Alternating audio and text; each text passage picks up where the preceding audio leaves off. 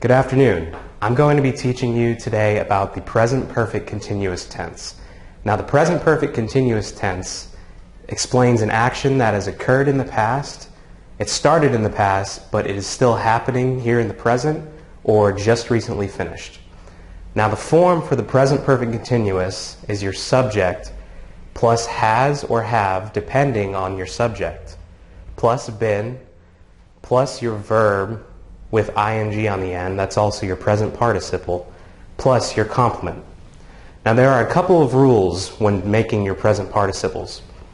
If your verb ends in E, you drop the E at the end of the verb and add ing in its place. For example, live becomes living.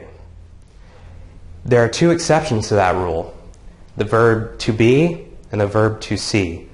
Be becomes being, and see becomes seeing.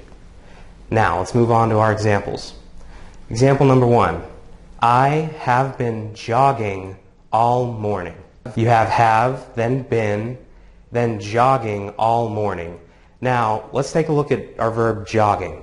This is actually another rule with present participles. If your verb ends in a consonant, vowel, and a consonant, you add another consonant to the end of your verb and add ing. For example, jog is J-O-G.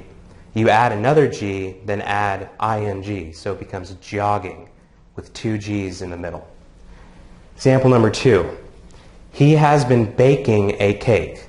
Now, baking is an example of our first rule, where if the present participle, if the verb ends in E, you drop the E and add ing, so it becomes B-A-K ing. He has been baking a cake.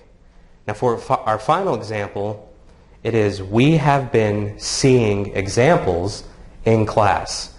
This is a good example of using the verb to see, which is an exception to the ends in E rule. You simply add ing to see, so it becomes seeing. We have been seeing examples in class.